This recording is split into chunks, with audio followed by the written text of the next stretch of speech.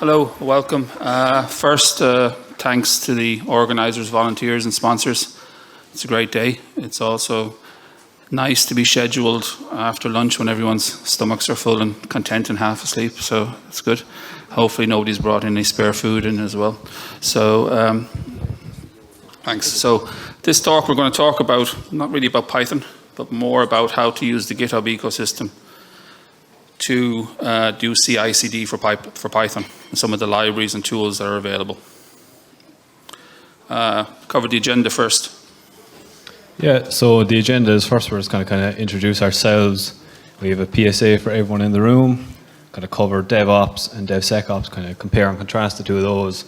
Then we're going to look at GitHub support for DevSecOps, we're going to talk about GitHub workflows and actions, talk about our own conclusions, and then hopefully at the end we'll have some time for Q&As. So, firstly, to introduce myself, my name is Eoin Halpin. I work as a data analyst in the area of project management. So I suppose throughout my career so far, I've been a member of agile customer-facing teams focused on delivering value to stakeholders.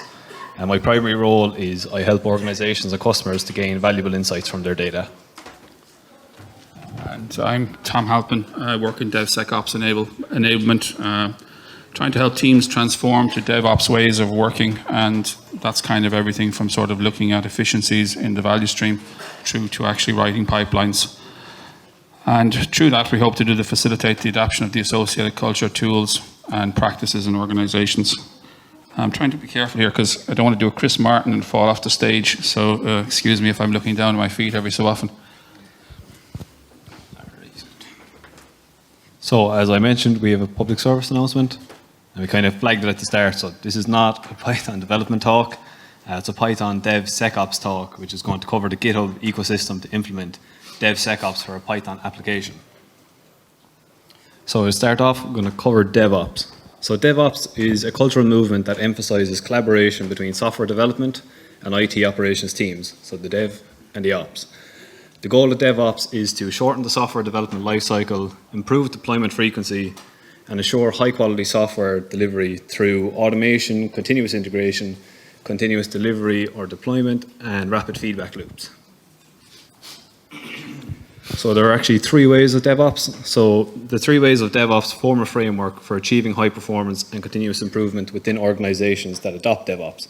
So the first way is the principles of flow. So this way focuses on optimizing the flow of work from development to operations. It includes continuous delivery and integration. It ensures that code changes are released quickly and reliably. The aim here is to minimize work in progress and reduce bottlenecks. The second way is principles of feedback. So here we emphasize the importance of feedback loops at all stages of the development process. It includes automated testing, monitoring, and alerting to gain insights into system performance and user experience. Again, the goal here is to learn from our failures and your successes in order to improve the system continuously. And the third way is principles of continual learning and experimentation. So this way encourages and fosters a culture of innovation, one in which teams are empowered to experiment and learn from their failures. It involves creating a safe environment to take risk, allowing for the rapid iteration of processes and practices. The focus here is on fostering collaboration, knowledge sharing, and adaptation. Just had a nice, you could just go back there a second. With a nice example here of DevOps in practice. Just in a minute there, a gentleman decided that he wanted to go to a Python talk, and he got up and he dropped his wallet. So he was in the principle of flow, he was leaving the room. The person beside him gave him the feedback that he dropped his wallet. And then I presume from the principles of continuing learning and experimentation, the next time he gets up to leave to go to a Python call, he'll actually remember to check for his wallet. So, and that's really what it is all about. It's just basically applying common sense to development processes. This one works. This mic works. All right. So here you can see the DevOps infinity loop. So we start with plan and we move on to code, build, test, release, deploy, operate, and monitor. And it's an infinity loop, so that just spins on for infinity. Again and again, it's an iterative loop. So now we're going to talk about DevSecOps. So DevSecOps is the practice of integrating security through the CI/CD process.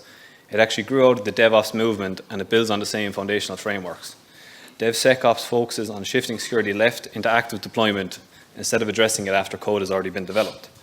The objective of DevSecOps is to strengthen security and compliance by addressing security concerns as they arise during the development process. And again, you can see the same DevOps infinity loop, just the difference being compared to the last one, that security is now integrated throughout the whole loop and process. So we're going to talk about GitHub and DevSecOps enablement. So we're going to kind of quickly go over GitHub workflows and actions in the context of DevSecOps CI/CD. So GitHub workflows are automated processes that orchestrate various stages of software development, such as building, testing, and deploying applications. GitHub Actions. So GitHub Actions are used by GitHub workflows. These are individual tasks that perform specific functions, such as running tests, checking code quality, or deploying to production. Together, GitHub workflows and actions enable teams using GitHub to automate and streamline their CI and CD processes, ensuring software delivery is faster, more reliable, and more secure. So now with the application. So the application we're going to be sharing today is available in this GenAI Musings GitHub organization. So this is a GitHub organization we created containing a number of example integrations with AI tools such as ChatGPT, DALL-E, and DID Studio. But the focus of our talk today is going to be on the application we wrote to integrate with ChatGPT. So that's our Chatting with ChatGPT application. And you can see there at the bottom, we have a status bar indicating the results of running various workflows that, again, we're going to cover later. So here is our application. This is the application that shows how to integrate, avail of, and use the ChatGPT API. We're kind of coining the term the hello world for the AI age for our application. I don't know if you want to provide any comments. Well, no, I mean, the only thing I would say is that the application here is largely irrelevant. What we're trying to focus on is the mapping of, if you just go back, those badges here, which reflect the status of the workflow back to the DevSecOps infinity loop. And each of these badges, I don't know how many people in the room are using GitHub or whether you're using GitLab or something else, but conceptually it's the same in each of these tools. If you go on again, so each of these badges represents the output from running one of these workflows.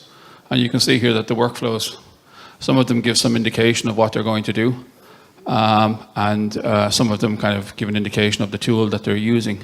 But each one of those two workflows relates back to the badge that you're seeing on the README. So you get by just going to the README of the repository, GitHub is basically telling you what the status is of your application.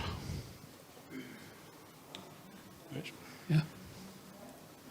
So yeah, just to build on that, you can see here the workflows that we've created and how they map to the various stages in the DevSecOps infinity loop. And just to add there, ideally planning would be completed in Jira, operation would be on a Kubernetes cluster, and monitoring would be done using Prometheus and Grafana. Or, for example, yeah, but the ones that we've done, kind of where we map back into, we're mapping back into the code quality, the building, the testing, the releasing, deployment. So we're covering kind of 5 phases of it. And there's other hooks in GitHub then that will allow you to kind of interact. You can do a webhook back to Jira, have your stories linked to your pull requests and your commits, and that's kind of, you can cover the most of the thing. And of course, in here we haven't actually explicitly called out the security, but the security is actually integrated there with, you've got SAST in the test phase, and then you've got DAST in the, actually, where is it? It's in the release phase because it's actually ran when the image is built before it gets pushed to Docker Hub. So this here is a list of the workflows. Each one is comprised of many actions, and these workflows are contained in the GitHub repository for the ChatGPT application. And again, this illustrates how to interact with the ChatGPT API.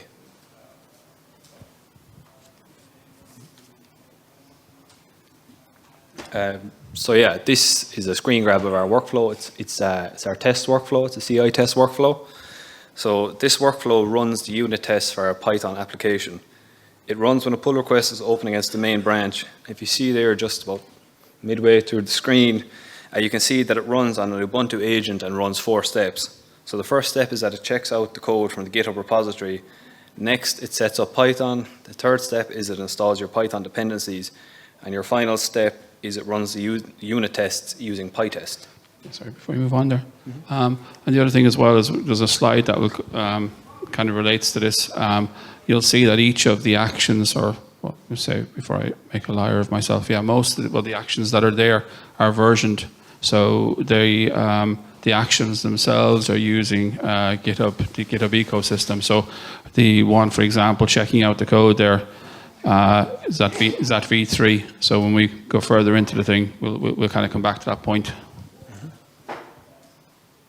Again, it's another screenshot of a workflow. This is the safety workflow. It's a CI SAST workflow. It checks the Python dependencies for known security vulnerabilities using the SAST safety tool. So this is static application security test, and it's a vulnerability scanner designed to enhance software supply chain security by detecting packages with known vulnerabilities, and it can be deployed fast. It provides clear, actionable recommendations for detected vulnerabilities. So we're using it here to do just that. And the other thing then as well is that this one didn't have to be written.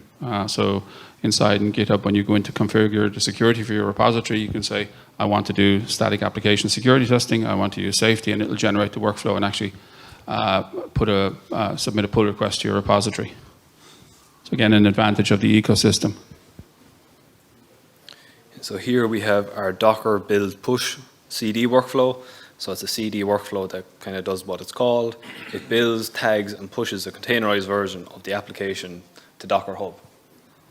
Yeah, and I think this is kind of continuous delivery. Well, this is continuous deployment because we're pushing an image through to Docker Hub. So the code is available to be run theoretically, whoever wishes to run it. And I think it might be on the next slide actually, but yeah. Here there's kind of, you're checking out the repository again. We're logging into Docker Hub using a Docker Hub login action. We have secrets. There's a secrets manager available inside in GitHub, so we can avail of that. Set up some variable.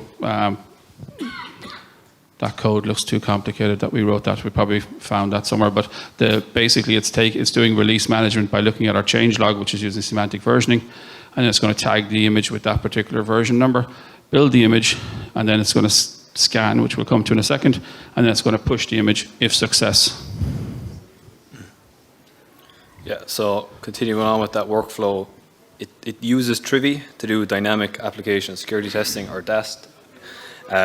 Trivy is a very popular open source security scanner. It's reliable, it's fast, and it's very easy to use. So we're using it in this workflow to search for vulnerabilities in the Docker image before we push it to Docker Hub. Yeah, I think this one's kind of probably the most important one of them all, because I attended some online conference there recently, and I heard about this XY compression utility and how somebody had actually basically got trust in the open source community and then basically put a backdoor into a compression utility that was allowed into a Linux distribution. And obviously when a critical vulnerability like that is actually identified, it goes to the CVE database.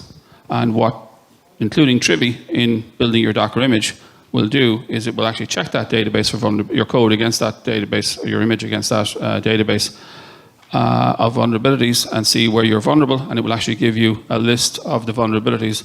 And then it's generally just a matter of upgrading your libraries, rebuilding your image, and pushing it through.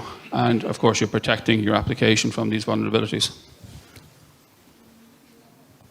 So I call out there GenAI Musings. It contains a template repository which is open source.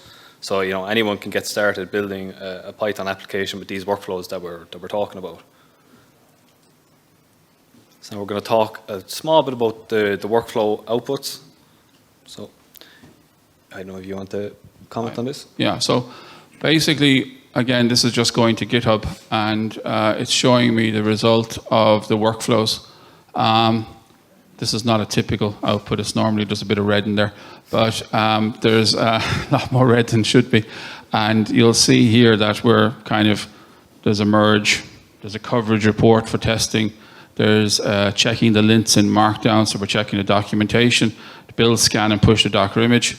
The tests are running. The superlinter there's a superlinter action out there as well, which is kind of linting all the things I wanted to lint, like Python or HTML, whatever, Markdown. Safety check is our SAST, which we covered earlier, and then a spell check. And then there's automatic ones, again, talking about the ecosystem kind of enabled Dependabot checking, so it will actually do that for you once you enable it. And it's pretty much covered most of it there. Yeah. So yeah, as we mentioned, there is normally red, and here's an example of an error. So this is an example of our spell check workflow. So you can see in the green box, it's after finding a spelling error even, put those two words together, in the readme.md file, and it's just kind of highlighting that to us there. So we can go back and fix that before, pushing the changes to Docker Hub. Yeah, and I think here it's kind of using common utilities, but it's telling us at the start it's done a checkout, and then it's running the spell check action in this case, the version up there, the number up there as well, and then it's going through the configuration and checking files that match, that are to be included, processes the file, and then it files that there is a spelling error, and it gives you, in this case, it's in the change log. It's in the README, and then it's telling you what the spelling error was. So, useful action.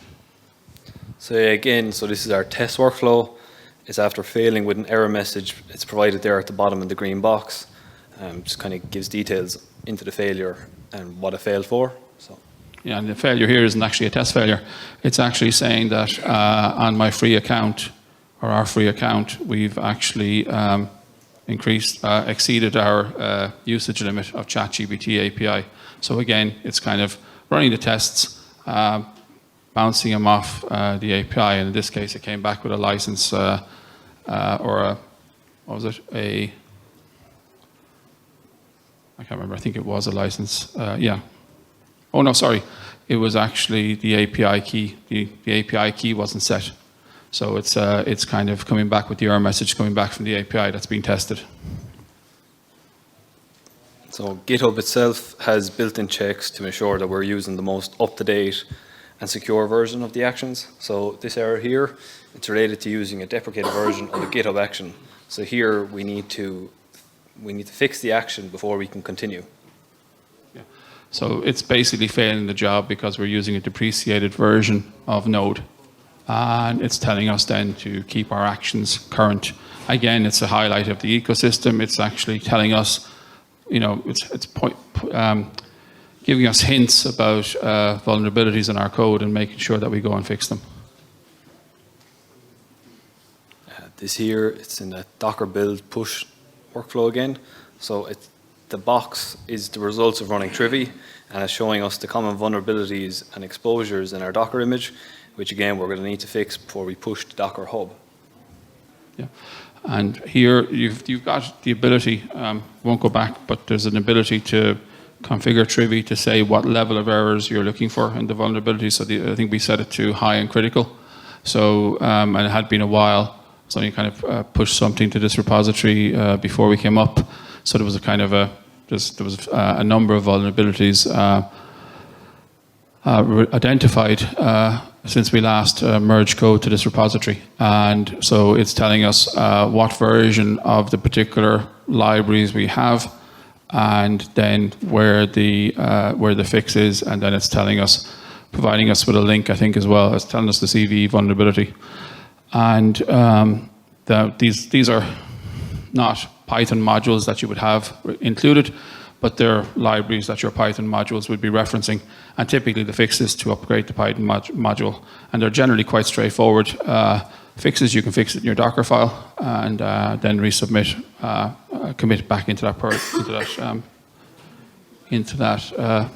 pull request. So once we fix and address these errors, there's actually another workflow that pushes the README to Docker Hub. And again, you can see that status bar that I mentioned at the start. All the workflows are in green, so it's indicating that we have no errors. This one's kind of nice because, nobody likes writing documentation.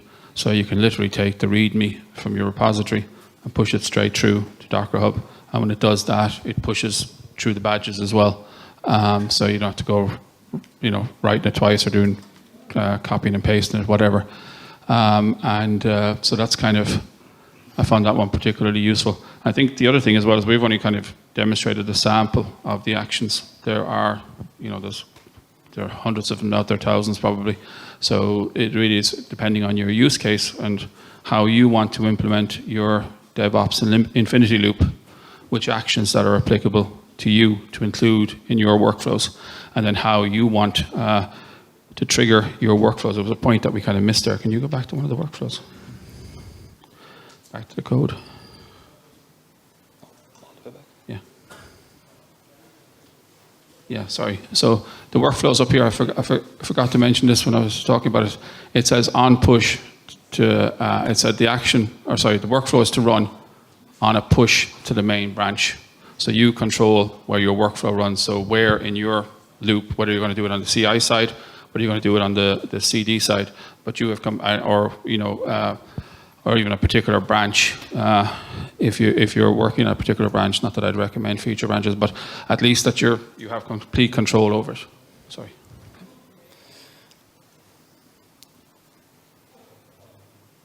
Okay, so yeah, just for some conclusions. So what we tried to do here was highlight the benefits of using the GitHub ecosystem for implementing DevSecOps and CI/CD practices for Python applications. So you see some of the benefits. We've streamlined collaboration, we've integrated SAST and DAST security practices through GitHub Actions and Dependabot, automated testing and then deployment. Again, this is implemented using GitHub Actions and it speeds up delivery. So heightened visibility and monitoring.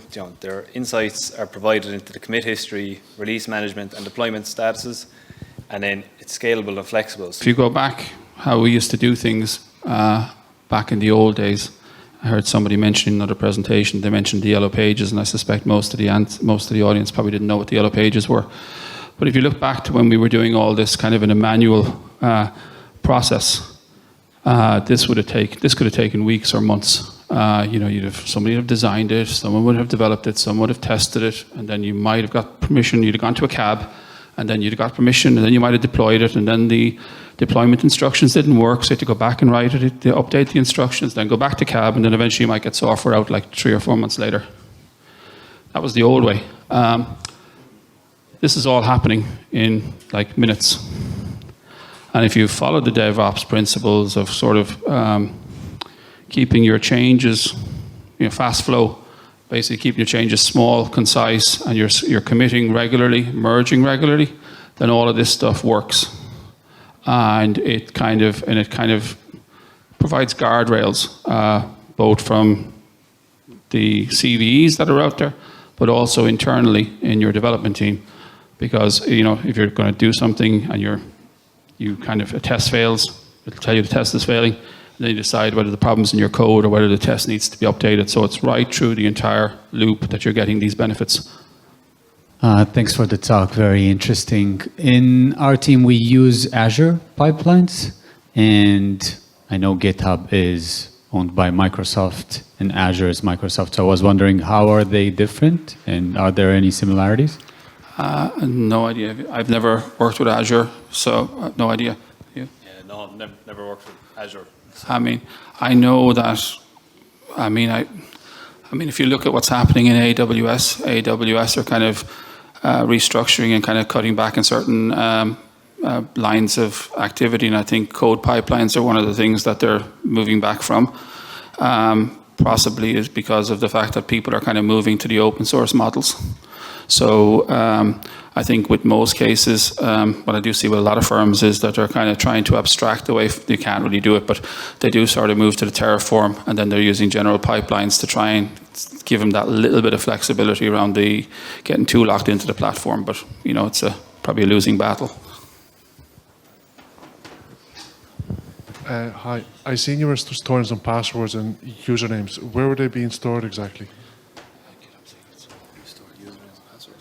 Yeah, they're in GitHub Secrets. GitHub has a secrets manager, so secrets there. So you just basically add your secrets to GitHub, and then this particular, I suppose, keyword secrets will actually go to the GitHub Secrets manager and bring back your username and password.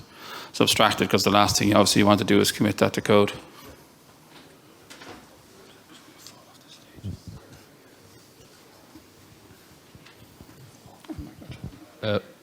I was wondering, like, is there any workflow that will do automatic, how to say, like, change description and then generate, like, any documentation on the go or something like that? We use a little bit of it. See it there? Rather coincidentally, like a cookery program, one I had prepared earlier. It's taking the release number out of the changelog and tagging it. So yes, I mean, if you write the script, there's probably actions for it, but you can go and take stuff out of the files here using, what is it using? It's using grep to find the release number, but you could do whatever you wanted with the changelog. And the other thing there that we saw was that we're also pushing the README to Docker Hub. So that's it. Let's give them a round of applause. Thank you so much.